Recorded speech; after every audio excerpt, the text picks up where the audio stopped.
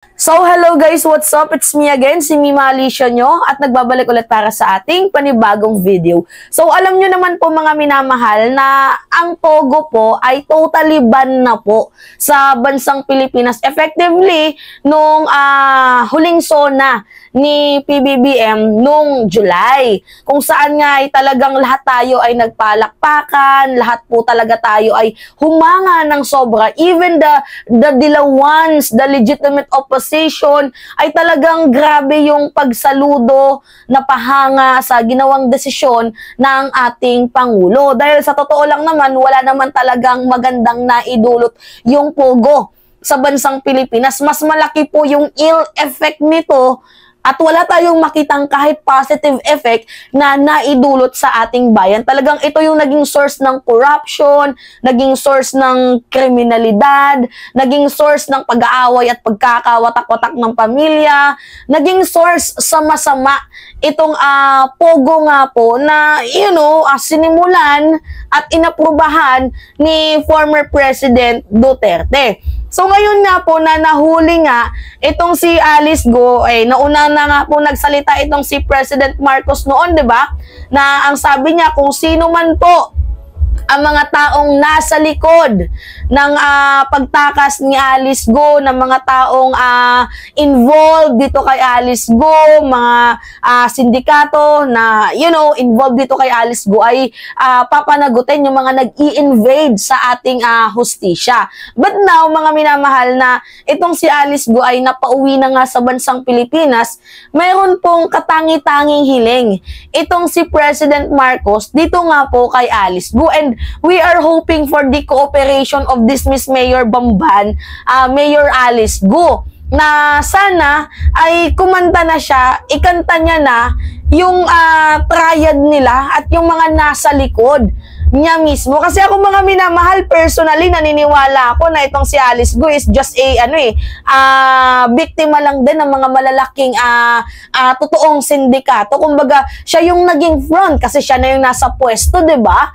But anyway, mga minamahal, hindi ko sa sinasabing walang kasalanan dito si Alice Go. Mali naman po talaga yung ginagawa ni Alice Go. And I know na itong si Alice Go ay involved sa mga illegal activities, pero kahit tinatanggi niya ito, ay kitang-kita naman sila ni Cassandra Leong, nila Harry Roque. Pero yung gusto kong malaman dito is kung sino nga ba yung nasa bigger picture. 'Di ba? Kung sino nga ba yung mas malaki pa sa kanya. 'Di ba? Na mga Pilipino na protekta sa mga illegal na aktibidad dito nga po sa bansang Pilipinas. So, usually nung tinanong itong si President Marcos, parehas lang kami ng naisip na sana itong si Alice Go ay magsalita na. So ngayon, pakinggan natin itong kahilingan ng ating presidente. Okay, pakinggan natin. What do you expect from her?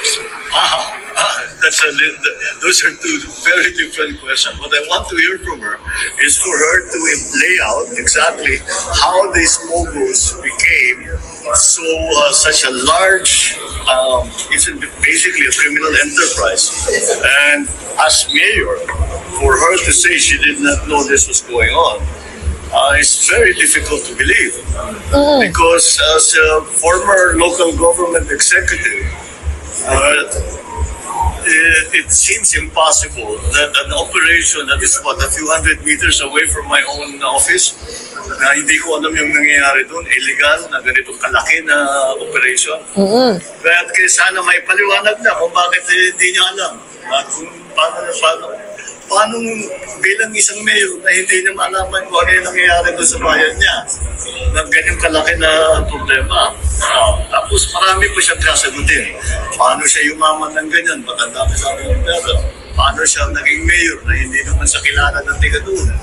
All of these things. All these questions have actually been asked by both the House and the Senate. I just hope she answers it better than her cohorts. Sina Cassandra at saka sina Silong, very evasive makasagot. Sana naman mabuti-buti ang sagot ni Alice Go as compared sa mga kasamahan niya. Because it will not help her at all to be evasive. Tama. Mas bibigat ang magiging problema niya kung hindi siya magsabi nito. Mr. President, is there a demand? Okay, yan po yung yung kahilingan ng ating presidente na kumanta na nga po itong si Alice Go, 'di ba? So, para sa akin mga minamahal, mukhang kabado na din dito si Harry Roque kasi hinihingian din ng salin. Sana itong si Alice Go hingian din ng salin para nang malaman natin kung paano lumobo yung kanyang yaman. Kasi mga minamahal, lahat sila tumatanggi sa involvement nila dito sa Pogo. Si Alice Go, ang sabi niya, hindi daw siya involved. Siya lang yung may-ari ng Baofu na kung saan doon nangungupahan yung Pogo sa Bomban. 'Di ba? Nangungupahan lang daw mga minamahal. Siya lang daw yung may-ari. Pero siya yung naglakad ng papers. Yung mga paraphernalia nakapangalan sa kanya, yung kotse, lahat nakapangalan sa kanya. Siya nagbabayad ng electricity bills. So, imposible na hindi siya involved. So, ganun din si Cassandra Leong. 'Di ba? Ano yung sabi ni Cassandra Leong? May-ari lang daw sila ng Whirlwind Company. So, wala daw po siyang kaalam-alam dito sa operation ng Pogo na to. Sila lamang po ay may-ari ng Whirlwind Company. As well as itong si Harry Roque. Kanya-kanya po silang hugas kamay, mga minamahal. O, sabi ni Harry Roque, hindi naman po ako legal representative ng Pogo. Ako po ay lawyer ng Whirlwind Company na kung saan nangungupahan lamang yung Pogo sa Purak, Pampanga. So, kanya-kanya po sila ngayong hugas kamay mga minamahal. Kanya-kanya po silang langoy para maisalba yung kanilang sarili sa pagkakalunod.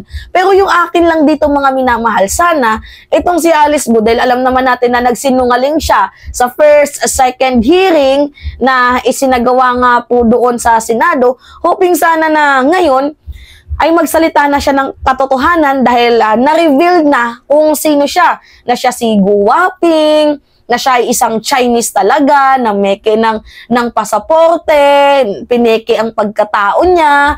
So, we are hoping for the better na Alice Go will speak up about the truth and she will reveal the truth. Mafia triad, the big syndicate behind her back. Di ba kung sino yung mga taong gumagamit sa kanya? Kasi Alice Go, papayag ka ba naman na ikaw lang yung makulong? Hindi makukulong yung mga mas malalaki pa sa'yo or else yung parents mo involved din dito. We do not know. Pero sana makipag-cooperate itong si Alice Go kasi maayos naman po yung treatment sa kanya ng ating bayan. Lalo pa tingnan nyo, ngayon lang ako nakakita ng kriminal pero grabe kung ang daming magpa-picture. Pag uwi ng Pilipinas, si Alice Go naging artista. Di ba mga minamahal, ang dami nagpapa-picture sa kanya. Tingnan nyo, si Senator Risa Ontiveros, galit na galit. Di ba? Na kriminal yan si Alice Go, human trafficker yan, tapos ginagawa ninyong parang artista, galit na galit itong si Senator Risa Ontiveros. Pero sabi naman ni President Marcos, wala namang masama kung magpa-picture kayo dyan kay Alice Go, wala naman daw pong nalalabag sa ating konstitusyon. But anyway, yun po yung hiling ng ating presidente kasi para malaman nga natin at mabawasan yung mga ginagawang pasakit ng mga kriminal sa bansang Pilipinas. So anyway, yun lamang po mga minamahal. It's me again, si Mima Alicia nyo, at nagbabalik ulit para sa ating panibagong video.